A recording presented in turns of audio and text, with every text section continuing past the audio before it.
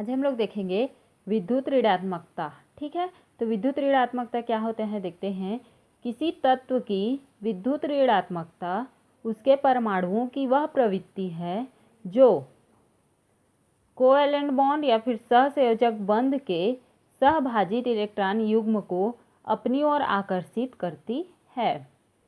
दूसरा डेफिनेशन देखते हैं क्या होता है। किसी सहसंयोजक अणु में उपस्थित परमाणु द्वारा सहसंयोजक बंध में सहभाजित इलेक्ट्रॉन युग्म को अपनी ओर आकर्षित करने की सापेक्षिक प्रवृत्ति विद्युत ऋणात्मकता कहलाती है।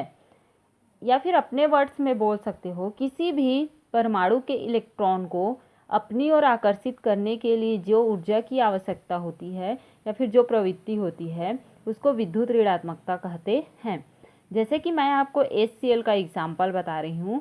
H और Cl में कोवैलेंट बॉन्ड है, तो इस बॉन्ड को तोड़ेंगे। ये कैसे बना, हाइड्रोजन का एक इलेक्ट्रॉन और क्लोरीन का दोनों आपस में साझा किए, कोवैलेंट बॉन्ड बना। तो कोवैलेंट बॉन्ड बना तो फिर से इस बॉन्ड को जब आप ब्रेक करोगे तो अब देखोगे इसकी विद्युत ऋणात्मकता ज़्यादा होती है। मतलब इलेक्ट्रॉन इस पर ऋण आवेश होता है, इस पर धन आवेश होता है। मतलब यह इसके इलेक्ट्रॉन को अपनी ओर खींचेगा क्योंकि इसकी ताकत ज़्यादा है, तो इस पर पॉजिटिव चार्ज आएगा और इस पर निगेटिव चार्ज आएगा। तो उसी को बोल रहा है सहभाजित इलेक्ट्रॉन को। तो क्या होगा, इसकी ताकत ज़्यादा है तो इसके भी इलेक्ट्रॉन को यह अपनी ओर ले जाएगा, अपनी ओर ले गया तो उसी को बोल रहा है कोवैलेंट बॉन्ड में सहभाजित इलेक्ट्रॉन को, मतलब विभाजित होने वाले इलेक्ट्रॉन को अपनी ओर आकर्षित करने की प्रवृत्ति ही विद्युत ऋणात्मकता कहलाती है। ठीक है, उसके बाद देखते हैं विद्युत ऋणात्मकता को प्रभावित करने वाले कारक। तो पहला कारक है हमारा परमाणु का आकार। परमाणु का आकार जितना छोटा है, बंधी इलेक्ट्रॉनों के लिए नाभिक का आकर्षण उतना ही अधिक होता है। इस कारण इसकी विद्युत ऋणात्मकता भी अधिक होगी। अब पास में है तो आप लोग जानते हो नाभिक और इलेक्ट्रॉन के बीच में आकर्षण बल का मान ज़्यादा होगा। ज़्यादा हुआ तो उसको अपनी ओर खींचने के लिए ज़्यादा ऊर्जा लगेगी, तो उसके विद्युत ऋणात्मकता का मान भी क्या होगा, अधिक होगा। फ्लोरीन के छोटे आकार के कारण इसकी विद्युत ऋणात्मकता क्या होती है, सर्वाधिक होती है। ठीक है, दूसरा देखते हैं नाभिक, प्रभावी नाभिकीय आवेश।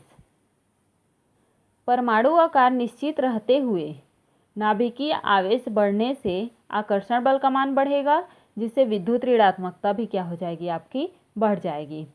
तीसरा है आयनों का आकार। पहला है धन आयन संगत परमाणु की तुलना में अधिक विद्युत ऋणी होते हैं।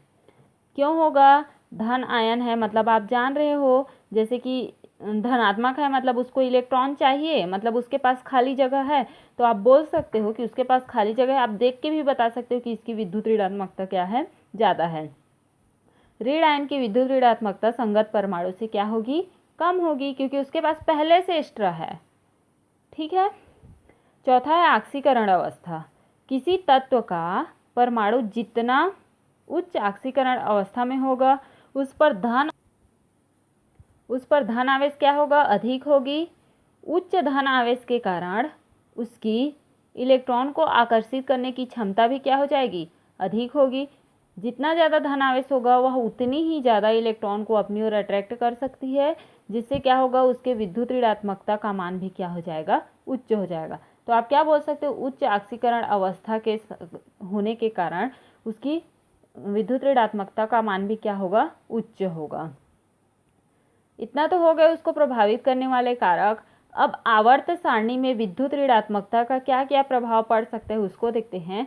तो आवर्त में क्या क्या प्रभाव पड़ेगा या फिर क्या प्रवृत्ति होती है देखते हैं। एक आवर्त में परमाणु क्रमांक में वृद्धि के साथ तत्वों की विद्युत ऋणात्मकता का मान क्रमशः बढ़ता है। अतः किसी आवर्त में क्षार धातु की विद्युत ऋणात्मकता सबसे कम तथा हैलोजन तत्वों की विद्युत ऋणात्मकता क्या होगी, सबसे ज़्यादा होती है। Lithium, beryllium, boron, carbon, nitrogen, oxygen और फ्लोरीन। तो देख सकते हो फ्लोरीन में सबसे ज़्यादा विद्युत ऋणात्मकता होता है। अगर आपको क्वेश्चन पूछता है कि पूरे आवर्त सारणी में सबसे ज़्यादा ऋण विद्युती या फिर विद्युत ऋणात्मकता वाला तत्व कौन सा है, तो आप बता सकते हो कि फ्लोरीन जो होता है उसकी विद्युत ऋणात्मकता सबसे उच्च होती है। कारण भी बता सकते हो, जो आवर्त में है उसको यहाँ पर। दूसरा है समूह में।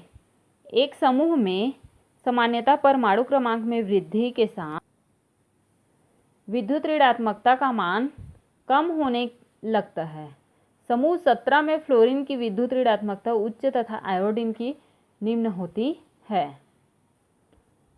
तीसरा देखते हैं उत्कृष्ट गैसों की विद्युत ऋणात्मकता। उत्कृष्ट मतलब समूह 18 का है। तो समूह 18 के तत्वों का इलेक्ट्रॉनिक विन्यास स्थायी होने के कारण इनके इलेक्ट्रॉन आकर्षित करने की प्रवृत्ति भी क्या होगी, शून्य होती है, क्योंकि उनका ऑक्टेट कंप्लीट होता है, उनको और इलेक्ट्रॉन की ज़रूरत नहीं होती है।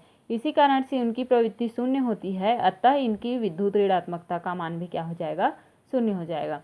तो ये था आप लोग का विद्युत ऋणात्मकता डेफिनेशन, प्रभावित करने वाले कारक और आवर्त सारणी में उसकी प्रवृत्ति। ठीक है।